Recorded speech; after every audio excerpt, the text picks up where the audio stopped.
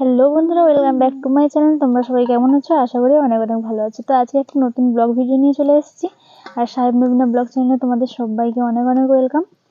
তো দেখো, আজকে ব্লগটা হচ্ছে যে আমি এই 9:30 না 10টা প্রায় বাজে এরকম শুরু করছি। কেননা সকাল থেকে উঠে কাজকর্ম সেরে নিয়ে টিউশন করাই না, এখন যেহেতু স্কুলে সবাই ভর্তি হয়ে গেছে তার জন্য এবার থেকে টিউশন আসছে। তো তাই হচ্ছে যে সকাল সকাল ব্লগটা চালু করতে পারিনি, তার জন্য ওই 10টা বেজে গেল ভিডিওটা চালু করছি। তো ভাতটা চাপিয়ে দিয়েছি ইন্ডাকশনে, আর এখানে হচ্ছে যে আলু কাটতে বসে গেছি। মাছের ঝোল হবে। আর কি হয়, মা আরও ওখানে বাগানে গেছে, সেই বাগান দেখাচ্ছিলাম না তোমাদের, দেখিয়েছিলাম ওই লঙ্কা বাগান কোপানো হচ্ছে, সার দেওয়া হবে, তার জন্য ওখানে গিয়েছে সবাই, আসেনি। মা আসুক সবজি নিয়ে আসে, ততক্ষণ আমি এদিকে ঝোলের সবজিটা কেটে রাখি।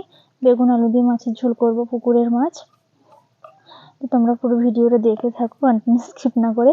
আর এখানে দেখো আমাদের গুগলের সঙ্গে দুষ্টু করছে। ও এখন একটু মানে হামাগাড়ি দিতে পারছে, তো তার জন্য ও মোটে কোলে থাকছে না। যতই কোলে রাখছে, তোমার দাদাভাই কোলে তুলে নিচ্ছে, হচ্ছে না।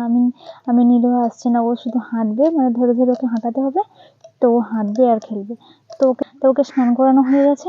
দিকে আমি উনুনটা ধরিয়ে রান্নাও চাপিয়ে দিয়েছি। যেহেতু ধান সিদ্ধ হচ্ছিল, তার জন্য এখানে আমি বলেছি খড় আছে যখন, তো এখানেই বসিয়ে দিই।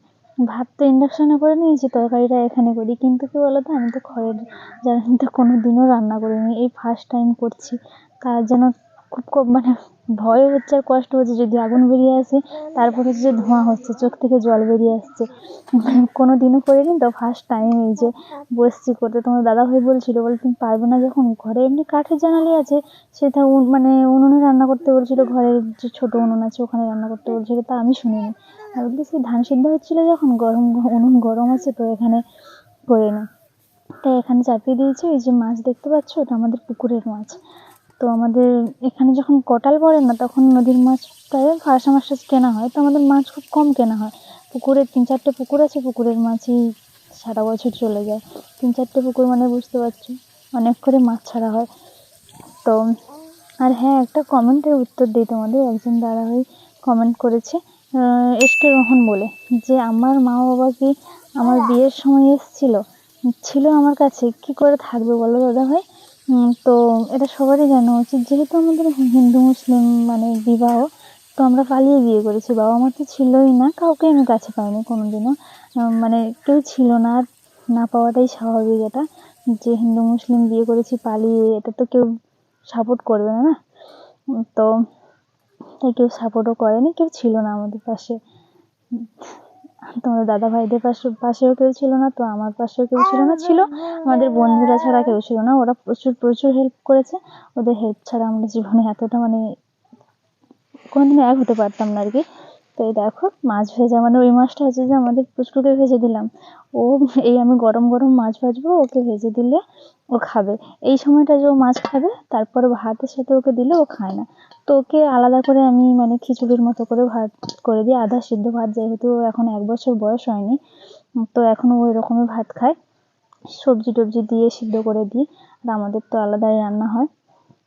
তো এই তো দেখতে পাচ্ছ আমি ঝোলটা তুলে দিচ্ছি। তো মা এখনো আসেনি, মা আসলে আবার আবার একটা তরকারি হবে আর কি।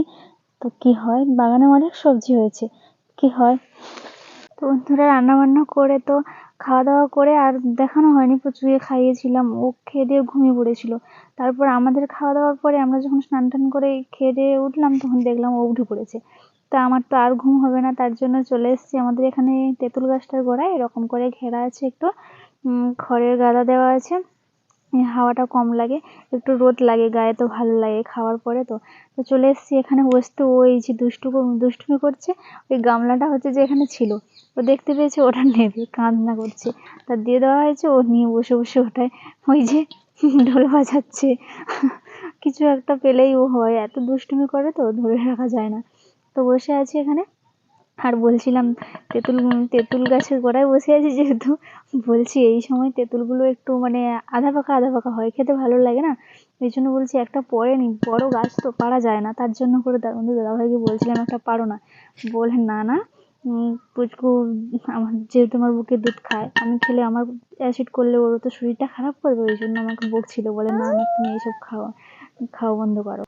তো বন্ধুরা, আজকে ভিডিওটা আর বেশি বড় করছি না, এখানেই শেষ করছি। তো আমাদের ভিডিওটা ভালো লাগলে লাইক কমেন্ট শেয়ার করো, আর আমাদের চ্যানেলটা সাবস্ক্রাইব করে আমাদের পরিবারের একজন হয়ে যাও। তো ঠিক আছে, আজকে ভিডিওটা এই পর্যন্ত। দেখা হচ্ছে একটা নতুন ভিডিওতে।